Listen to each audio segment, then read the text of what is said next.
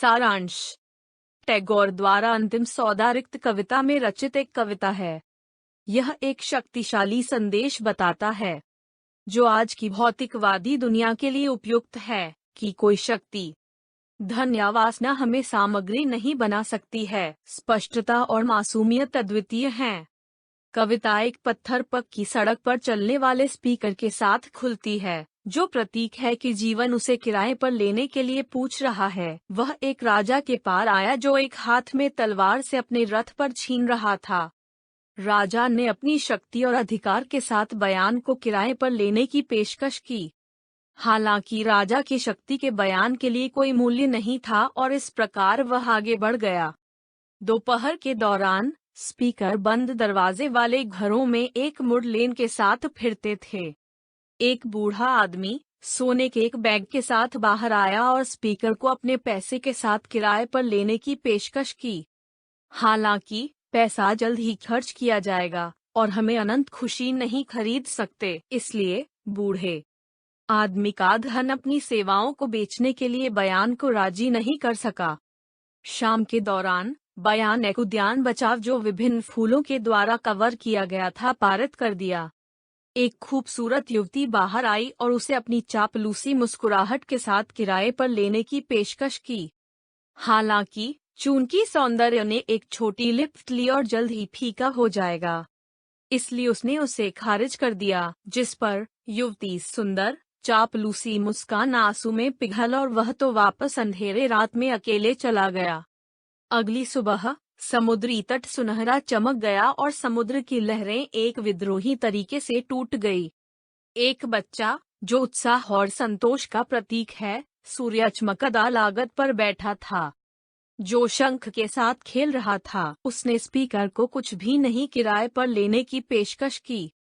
बयान बच्चे के निर्दोष चरित्र द्वारा आकर्षित किया गया था और सादगी और मासूमियत से अभिभूत था, जिसने भौतिकवादी सुख नहीं दिया बल्कि अधिक संतोषजनक था। इस प्रकार सौदा एक ऐसे बच्चे द्वारा मारा गया था जिसने स्पीकर को कुछ भी नहीं रखा था। इस कविता के माध्यम से यह महत्वपूर्ण है कि शक्ति, धन या वासना स्पीकर को मुक्त नहीं कर सके। हालांकि मासूमियत की शक्ति दूरवक्ताओं बंधन को तोड़ने की क्षमता थी। बच्चे को उसे वश में रखने की शक्ति थी। धन्यवाद। The Last Bargain by Tagore is a 16-line poem composed in blank verse conveying a strong message well needed for the materialistic world that no power, money or lust can make us happy. Simplicity and innocence are the most supreme of all. The spiritual search is the one that leads to freedom and bliss. Much pain and anguish befall those whose main, and often, only focus is on the material.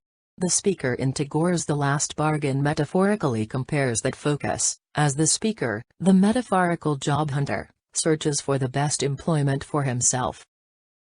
Reading of the poem The Last Bargain. "Come and hire me," I cried, while in the morning I was walking on the stone-paved road. Sword in hand, the king came in his chariot. He held my hand and said, "I will hire you with my power." But his power counted for naught, and he went away in his chariot. In the heat of the midday the houses stood with shut doors. I wandered along the crooked lane. An old man came out with his bag of gold. He pondered and said, "I will hire you with my money." He weighed his coins one by one, but I turned away. It was evening. The garden hedge was all aflower. The fair maid came out and said, "I will hire you with a smile." Her smile paled and melted into tears, and she went back alone into the dark.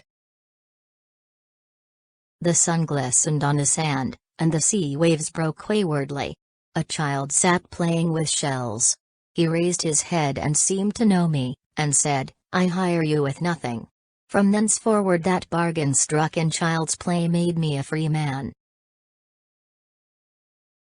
Tagore's The Last Bargain presents an enigma. How can it be that a child offering nothing can be the bargain that makes a free man of the seeker? First movement, seeking employment. "Come and hire me," I cried, while in the morning I was walking on the stone-paved road. Sword in hand, the king came in his chariot.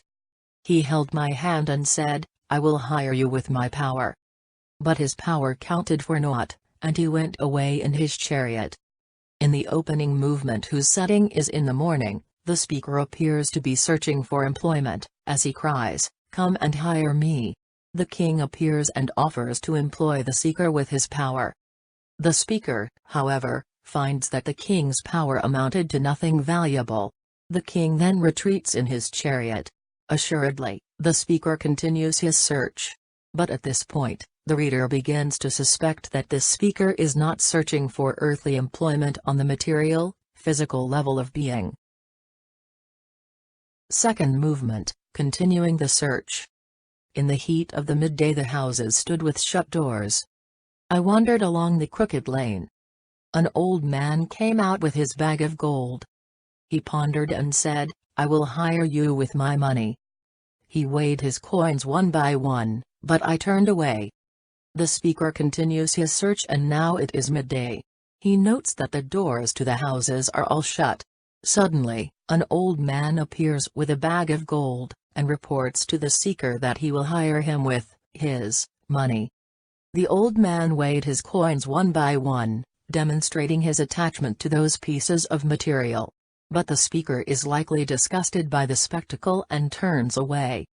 The speaker was not impressed with a king's power, and he was not impressed with an old man's gold. The reader can now be sure that it is not worldly goods that the speaker is seeking. He can be seeking only the love of the Spirit, which is not to be found in worldly power and wealth. Third movement, experiencing a change. It was evening. The garden hedge was all aflower. The fair maid came out and said, "I will hire you with a smile." Her smile paled and melted into tears, and she went back alone into the dark. However, the speaker continues on into evening, when he spies a garden hedge all aflower. Then he meets a fair maid who asserts, "I will hire you with a smile."